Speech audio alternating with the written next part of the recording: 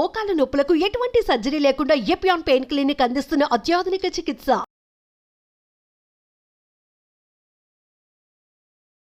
Welcome to Suman TV. నేను మీ నవీన్. ప్రస్తుతం మనం ఆస్టర్ ప్రైమ్ హాస్పిటల్లో ఉన్నాము. మనతో ఉన్నారు ప్రముఖ న్యూరో సర్జన్ డాక్టర్ రంగనాథన్ గారు. హాయ్ సార్, నమస్తే అండి. నమస్తే సార్, ఈరోజు పార్కిన్స్ అంటే ఇప్పటికే మీలాంటి పెద్దలు చాలా వరకు కూడా దీని గురించి అవేర్నెస్ చేసుకుంటూ వచ్చారు.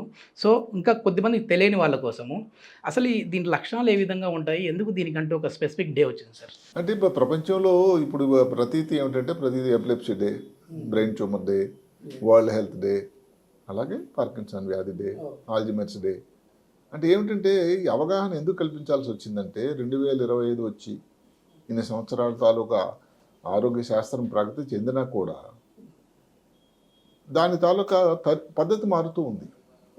ఇంకా ఈ వ్యాధిగ్రస్తులు చాలా ఎక్కువ మందిగా ఉన్నారు. ఇప్పుడు ఉదాహరణకు మీరు భారతదేశంలో తీసుకోండి. ఆయన ఇప్పుడు 1817లో జేమ్స్ పార్కిన్సన్ అనే మహానుభావుడు పార్కిన్సన్ వ్యాధి గురించి ఒక వ్యాసం రాశాడు, షేకింగ్ డిజీజ్ అని. ఆ తర్వాత ఆయన పేరు మీదుగా పార్కిన్సన్ వ్యాధి అని పెట్టారు. ఎప్పటి మాట అది? 1817. అండ్ ఎన్ని సంవత్సరాలు గడిచింది. ఆయన ఎందుకు మనం దాని గురించి చెప్పుకోవాల్సి వస్తుంది అని అంటే జనాభా తాలూకా పద్ధతులు, వాతావరణం, అలవాట్లు ఇవన్నీ మారుతున్న కొలది వ్యాధుల తాలూకా సంఖ్య కూడా పెరిగిపోయింది. ఓకే, ఇది దేశాన్ని బట్టి మారుతాయి సార్? కొంతవరకు అది ప్రపంచవ్యాప్తంగా చూస్తూ ఉంటే జనాభా ఒకటే కాదు, భారతదేశంలో ఈ పార్కిన్సన్ వ్యాధిగ్రస్తులు కూడా చాలా ఎక్కువగా ఉన్నారు. మీరు నమ్ముతారా? దగ్గర 13 నుంచి 45 మంది లక్ష మంది జనాభాలో. సార్, ఇది పార్కిన్సన్ అని మనం వింటూ ఉంటాం సార్, కానీ దీని లక్షణాలు ఎట్లా ఉంటాయంటే నార్మల్గా షవరింగ్ వణికినా కూడా అది దాని కిందకి వస్తుందా, లేకపోతే దీని లక్షణాలు ఎట్లా ఉంటాయి? వణకడం అనేది ఒక లక్షణం. దీన్ని క్లుప్తంగా 2 రకాలుగా మనం విభజిస్తాం. మోటార్ సిమ్టమ్స్ అని, నాన్ మోటార్ సిమ్టమ్స్. ఓకే. అందరికీ తెలిసింది ఈ మోటార్ సిమ్టమ్స్. అది వచ్చేసరికి పుణ్యకాలం కాస్త కొంతవరకు లేట్ అయిపోయినట్లు లెక్క. ఓకే. ఎందుకు మోటారు మీరు అడిగారు కదా, మోటార్ లక్షణాలు అంటే చేయి వనకడం, నడుస్తున్నప్పుడు స్లో అయిపోవడం, తర్వాత స్టిఫ్గా అయిపోవడం, రిజిడిటీ అని చేతులు ఏదన్నా కానీ స్మూత్గా చేతులు కలపలేకపోవడం, దీన్ని రిజిడిటీ అంటారు. మామూలుగా మేము ఇప్పుడు చదువుకున్నప్పటి నుంచి కూడా పార్కిన్సన్ వ్యాధి అంటే ఈ 3 ట్రయాడ్ అంటారు ఇంగ్లీష్లో. 1, 2, 3. ఇప్పుడు అవన్నీ అయ్యేసరికి చాలా లేట్ అయిపోతూ ఉంది. ఇక్కడ ఒక మాట చెప్పుకోవాలి ఏమిటంటే 2025లో ప్రపంచమంతటా సరే ఇప్పుడు ఆరోగ్యం తాలూకా దశ 2 మారింది. ఏ విధంగా? దానికి 3 పీలు వచ్చాయి.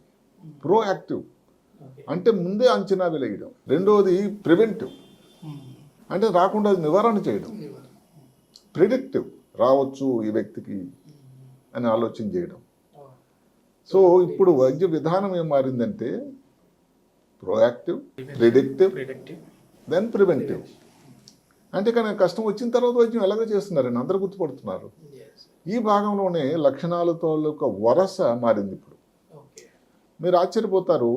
అంటే ఒక వ్యక్తి ఎవరో మా దగ్గరకు వచ్చినప్పుడు ఈ లక్షణాలు కానీ మేము గమనిస్తే, మీరందరూ ఎవరైతే వింటున్నారో అందరూ కూడా సుమన్ టీవీ తాలూకు ప్రేక్షకులు అందరూ కూడా కానీ అనుకుంటే ఆల్జిమర్స్ వ్యాధి వచ్చేసింది, పార్కిన్సన్ వ్యాధి వచ్చేసిందని కాదు, కానీ కావచ్చేమో అని ఒక అనుమానం అయితే పడుచూపి మీరు డాక్టర్ని సంప్రదించాల్సిన అవసరం అయితే ఉంది. ఓకే. ఉదాహరణకు ఒక వ్యక్తి ఎక్కువ నిద్రపోతున్నాడండి రోజంతగా, ముఖ్యంగా డే టైంలో. ఓకే. నిద్రపోయినా కూడా తర్వాత బాగా చికాకు లేచిపోతూ ఉంటాడు. స్మెల్ తగ్గిపోయింది. లేదు కోవిడ్ కాని టైంలో, కోవిడ్ టైంలో స్మెల్ తగ్గిపోయింది, అసలు స్మెల్ పూర్తిగా పోయింది అంటారు. ఏ కారణం లేకుండా స్మెల్ తగ్గిపోయింది. అదే కాకుండా కాన్స్టిపేషన్ అండి, దానికి ఒక కారణం లేదు, ఏ మందులు లేదు, మలబద్ధకం. తర్వాత ఊరికే గాబరా, ఆందోళన, డిప్రెషన్, ఆయాస పడిపోయినట్టు, వీక్నెస్ జనరల్గా ఉండడం, నిలబడితే సడన్గా బీపీ తక్కువైపోవడం, చెమటలు పట్టేయడం. జ్ఞాపక శక్తి ఏదో కొంచెం తేడా ఉందండి ఈ మధ్యకాలంలో. ఇంతకుముందు నేను ఆఫీస్లో చాలా షార్ప్గా ఉండేవాడిను, ఇప్పుడు అంత షార్ప్గా లేను. కాగ్నిటివ్ స్కిల్స్ అంటారు. అంటే ఏమిటి? డెసిషన్ తీసుకోవాలంటే చేయటం, ఆ స్పీడ్ అనేది తగ్గిపోతుంది. ఇప్పుడు హ్యాండ్ రైటింగ్ తగ్గిపోయిన తర్వాత బ్యాంకులో మీ చెక్కులు గట్టి యాక్సెప్ట్ చెక్కులు రాసేవాళ్ళు తక్కువైపోయింది. చెక్కులు అంటే హ్యాండ్ రైటింగ్ మారిపోయిన తర్వాత, వనుకోవడం ఎక్కువ వచ్చిన తర్వాత పార్కిన్సన్ వ్యాధిని ఎలాగ డయాగ్నోజ్ చేస్తారు. ఇప్పుడు ఆలోచన ఏమిటంటే ఇలాంటి లక్షణాలు ఉండగానే వచ్చిన అందరికి కూడా పార్కిన్సన్ కాకపోయినా కూడా గ్రహించాల్సిన ముఖ్యమైన లక్షణాలు అయితే ఈ 2 అండి. ఏది? Excessive day time sleep.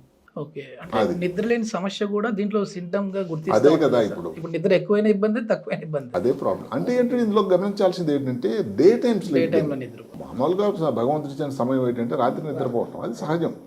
Day time sleep అది కూడా ఎక్సెసివ్. అంటే ఎందుకు అది ఎక్కడైతే మెదడు లోపల కేంద్రం ఉంటుంది హైపోథాలమస్ అని, అది అక్కడ తేడా రావడం వల్ల. ఇప్పుడు ఈ లక్షణాల గురించి మీరు మాట్లాడుకుంటే ఏంటి, మామూలుగా మేమందరం ఏం చెప్తాం, ఎందుకు వస్తుందంటే మెదడులో ఒక భాగం ఉంటుంది, దాని పేరు బేసల్ గాంగ్లియా. మెదడు లోపల ఉంటుంది. బేసల్ గాంగ్లియాలో ఇంకొక భాగం ఉంటుంది, దాని పేరు సబ్స్టాన్షియా నిగ్రా. ఎక్కడైతే డోపమీన్ అనే ఒక ద్రావకం తయారవుతుందో దాని కారణాంతరం వల్ల తగ్గిపోయింది, దానివల్ల వ్యాధి వస్తుంది. ఇది మామూలుగా శాస్త్రం అందరికీ తెలిసిందే. ఇప్పుడు మీరు వింటే ఆశ్చర్యపోతారు, మెదడులో మిగతా భాగాలు కూడా ఎఫెక్ట్ అవుతున్నాయండి. అందులో ఒక భాగం అనుకోండి ఫ్రంట్లో, అంటే ఈ భాగం అంటే ఏమిటి, జ్ఞాపక శక్తి, క్యాలిక్యులేషన్, కాగ్నిటివ్ స్కిల్స్, మతిమరుపు, ఇవన్నిటికీ కేంద్రం. Okay okay. ఆ తర్వాత మీరు కిందకి వెళ్తూ ఉంటే చిన్న మెదడు రావడం, నడక చిన్నగా అయిపోవడం, స్లో అయిపోవడం, ఫెస్టినేటింగ్ ఎయిట్ అంటారు. ముందు చాలా ఫాస్ట్గా నడిచేవాడు, ఏదో ఆ సటిల్ అంటాం తెలుగులో, ఇంగ్లీష్లో. అది గమనించాలి, ఏదైనా తేడా వచ్చింది. ఇప్పుడు నడుస్తూ ఉంటారు, చేతులు కదలిక మామూలుగా ఏంటంటే అసోసియేటెడ్ మూమెంట్స్ అంటాం.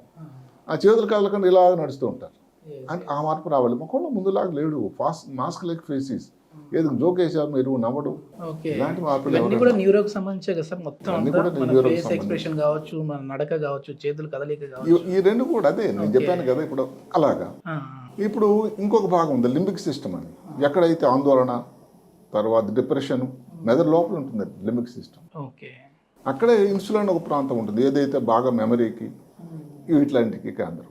ఇంకా తర్వాత మీరు కిందకు వస్తే ఒక వ్యాగస్ నెర్వ్ అని ఉంటుంది. వ్యాగస్ నెర్వ్ అంటే ఏమిటి, 10వ నంబర్ నెర్వ్.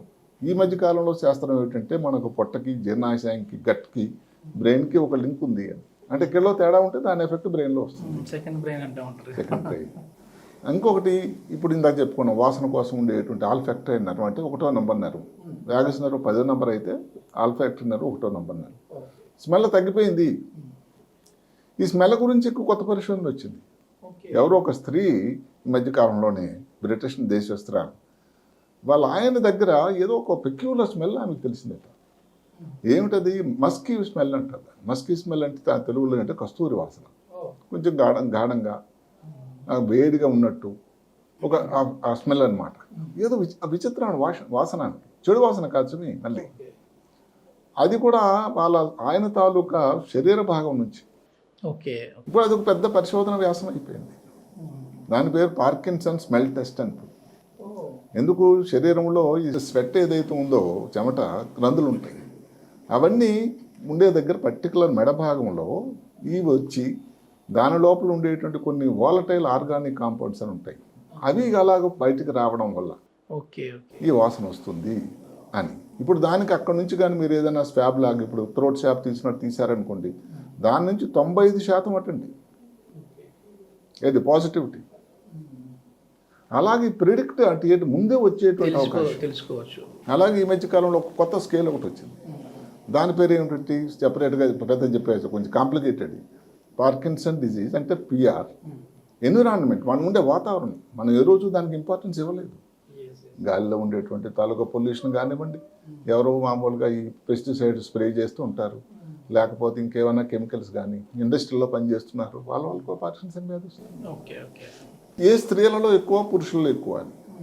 ఈ మధ్య కాలంలో ఇంకా ఇంత చెప్పినట్టు ఏంటంటే D to D అంటే ఏమిటి, డేటా టు DNA అని. అంటే జెనెటిక్ టెస్టింగ్ అని వచ్చింది ప్రతిదానికి. ఇప్పుడు ఒకప్పుడు చిన్నపిల్లలకి ఏదో తల్లిదండ్రులు పిల్లలు పుట్టే ముందు ఏదైనా పిల్లలు పుట్టే దానిలో తేడా ఉంటుందా లేదా అని జెనెటిక్ టెస్టింగ్ చేస్తారు. ఇప్పుడు ఏ వ్యాధికి కూడా జెనెటిక్ టెస్ట్ చేయడం అనేది ఒక నార్మల్ అయిపోయింది.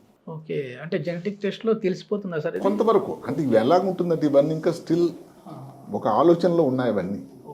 దీన్ని బట్టి ఒక స్కేల్ పెట్టారు. వ్యాధి, జెనెటిక్ టెస్ట్ అంటే DNA అంటే D, ఎన్విరాన్మెంట్ అంటే E, ఈ రెండు కలిపి ఎన్విరాన్మెంట్ DNA కలిపి, ఆ తర్వాత ఏది స్త్రీ పురుషులు భేదం ఏ టైంలో వచ్చింది, ఇవన్నీ కలిసి కానీ మీరు చూస్తే, ఎందుకు టైం అని అనుకోండి, ఎందుకు జనరల్గా ఇది కొంచెం మగవాళ్ళు ఎక్కువ స్త్రీల కంటే. ఇవన్నీ కలిపితే ఏదైనా పర్సంటేజ్ ఎక్కువ ఉంది అనుకోండి, పార్కిన్సన్ వ్యాధి అవ్వచ్చు. ఏజ్ వాళ్ళకి ఎక్కువ అక్కడే భారతదేశం కొంచెం తేడా ఉంది. మామూలుగా ఏజ్ అంటే పెద్దవాళ్ళు అంటే 60 ఆ ప్రాంతం వాళ్ళకని. భారతదేశం ఇంకొక 10-15 సంవత్సరాలు ముందు వస్తుంది. ఇదే కొంచెం బాధాకరం. ఎందుకంటే భారతదేశంలో ఉండేటువంటి పార్కిన్సన్ వ్యాధి ఒక 4-5 విషయాలు తేడాగా ఉంది. ఒకటి ఏది వయసు, రెండోది లక్షణాలు తొందరగా రావడం. ఒక 10 సంవత్సరాల ముందు వస్తున్నాయి. ఏ కారణం వల్ల ఇంక విశ్లేషణ చేయాలి. మొత్తం మీద ఉన్నటువంటి అబ్జర్వేషన్ ఏమిటి, భారతదేశంలో 10 సంవత్సరాలు ముందు వస్తుంది, వయసులో కూడా తొందరగా వస్తుంది. అసలు ప్రపంచం అంతా చూసుకుంటే పర్సంటేజ్ ప్రివలెన్స్ అంటాం, ఏ జాంతం ఉన్నది. చైనాలో మామూలుగా ఎక్కువ మంది ఏదైతే ఈ వ్యాధిగ్రస్తులు ఉన్నా ప్రివలెన్స్ ఎక్కువ ఉంది, ఎక్కువ అవుతుందట. పార్సీ కమ్యూనిటీ ఉంటుంది బాంబేలో, ఇక్కడ కూడా హైదరాబాద్లో కూడా పార్సీ వాళ్ళు ఉంటారు, వాళ్ళలో ఎక్కువట. మనకు తెలియదు ఎందుకో, అంటే దాన్ని విశ్లేషణ చేయాలి. సైన్స్ అలాగే ఉంటుంది. పార్సీ కమ్యూనిటీ ఈ లక్షణాలు ఏవైతే ఉన్నాయో మనం చెప్పుకున్నటువంటి ఏది ఎక్కువ నిద్రపోవడం, ఇవన్నీ తొందరగా వస్తున్నాయి. Okay okay. అందువల్ల భారతదేశంలో వచ్చేటువంటి పార్కిన్సన్ వ్యాధి అనేది మిగతాలా కాకుండా తొందరగా వస్తుంది. దీని గురించి ఇంకా ఫర్దర్గా లోతైనటువంటి విశ్లేషణ చేయాల్సిన అవసరం అయితే ఉన్నది. సార్ ఇప్పుడు స్మోకింగ్ డ్రింకింగ్ చేసే వాళ్ళు ఉంటారు కదా, వాళ్ళకి ఏమైనా త్వరగా వచ్చే అవకాశం ఉంటుంది సార్ ఇట్లాంటివి? అంటే దీంట్లో అది మంచి వాళ్ళ నేను దాన్ని చెప్పకపోయినా కానీ ఈ వ్యాధికి సంబంధించి స్మోకింగ్ డ్రింకింగ్ గురించి మాత్రం ఎక్కడ ఇంతవరకు దాని విశ్లేషణ అయితే రాలేదు. ఇప్పుడు టెస్టులు అనుకోండి, మామూలుగా చేసేటువంటి ఏదైతే ఎంఆర్ఐలు సిటీ స్కాన్లు ఒక్కోసారి మనకు తెలియకపోవచ్చు. అదే ఇప్పుడు డోపా పెట్ స్కాన్ అని ఒకటి ఉంది, అది చాలా ప్రశస్తమైంది, మన హైదరాబాద్లో చాలా చోట్ల ఉంది. ఇంకా దానికి ఒకటి వచ్చింది, ఏదది ఆల్ఫా సిన్యూక్లిన్ అసెస్మెంట్ టెస్ట్ అని ఒకటి ఉంది. అంటే అది ఒక రకమైన ఎంజైమ్ సరిపోయింది, అది ఇంకా రొటీన్గా చేయాల్సిన ప్లేస్ రావాలి. అంటే దాని పాజిటివ్ ఎంతో రేటు తెలుసా మీకు? 84%. అంటే ఇలాంటి కొత్త ప్రయోగాలు, కొత్త టెస్టులు, ఏది మీరు స్మెల్ టెస్ట్ కానివ్వండి, పెట్ స్కాన్ కానివ్వండి, లేకపోతే ఏదైతే ఆల్ఫాసిన్ అసెస్మెంట్ టెస్ట్ అవ్వని కానీ ఏది చేసినా కానీ దానివల్ల తొందరగా గుర్తించి వైద్యం తొందరగా స్టార్ట్ చేయాలి. అదే కాకుండా ప్రివెన్షన్ అనేది ఎందుకు మనం చెప్తున్నామంటే, కష్టం వచ్చిన తర్వాత ఇబ్బంది అయిపోయింది.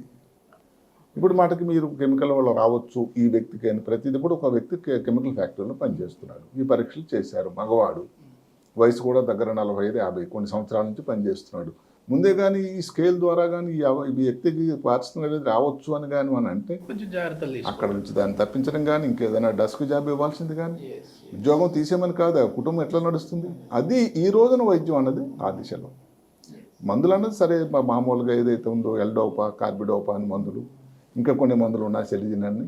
ఈ మధ్య కాలంలో కొంతమందికి ఏమిటి, ఈ పార్కిన్స్ వ్యాధి ఎక్కువ సంవత్సరాల నుంచి ఉండేటట్టయితే డీప్ బ్రెయిన్ స్టిమ్యులేషన్ అని ఒక సర్జికల్ వ్యాధి కూడా ఉంది. అందరికీ గమనించాల్సింది ఏంటంటే, డీప్ బ్రెయిన్ స్టిమ్యులేషన్ అందరికీ చేయరు. ఏదైతే ఇంకా తప్పనిసరి పరిస్థితుల్లో మందుల వల్ల సరిగ్గా దాని వల్ల ఉపయోగం రావటం లేదంటేనే ఇది చేస్తారు. చిన్న షాక్ సర్క్యూట్ లాగా సార్, అంటే లోపల చిన్న ఎలక్ట్రోడ్స్ పెడతారు కొన్ని ముఖ్యమైన ప్రాంతాల్లో. ఇక్కడ గమనించాల్సింది ఏంటంటే, లోపలికి పెట్టినది చిన్నవైనా సర్జరీ అంటే రిస్క్ లేనిది లేదు. దానివల్ల ఇన్ఫెక్షన్ ఉంటుంది, ప్రాణానికి రిస్క్ ఉండొచ్చు, దాని లోపల క్లాట్లాడి తయారవచ్చు. కాబట్టి ఇవన్నీ కూడా భయపెట్టడం. బ్రెయిన్ ఆపరేషన్ మీద ఎట్లా చేస్తున్నాం అంటే చేస్తున్నాం అలాగే. అంటే తప్పకపోతే తప్ప ఇదే కానీ ఈ మందుల ద్వారా కానీ సెటిల్ అయిపోయినా, అసలు మందులు అవసరం లేకుండా ముందే కానీ మనం ప్రివెంటివ్గా దానికి, ఇప్పుడు కొన్ని ఆహార పదార్థాలు అనుకోండి, కొన్ని మంచివి, ఉదాహరణకి ఏదైనా ఆకుకూరలు, కాయగూరలు, బాగా డార్క్ కలర్ ఉన్న ఫ్రూట్స్, మంచి బ్రైట్ కలర్స్, డార్క్ కన్నా, ఇప్పుడు క్యారెట్ లేకపోతే ఇది అనుకోండి, బీట్రూట్, ఇలాంటి డార్క్వి, బెర్రీస్, ఫ్రూట్స్లో బెర్రీ ఫ్రూట్స్ ఇలాంటివి తీసుకున్నట్టయితే దానివల్ల ఎక్కువ ఉపయోగం ఉంటుందని. ఇలాంటివి ట్రై చేసి కొంతవరకు మందులు కానీ తీసుకున్నట్టయితే సర్జరీ వరకు వెళ్ళాల్సిన అవసరం లేకపోవచ్చు. సార్ ఇప్పుడు ఆల్కహాల్ అడిక్ట్ అయిన వాళ్ళు ఉంటారు సార్, వాళ్ళు ఒకసారి షేక్ అవుతూ ఉంటారు.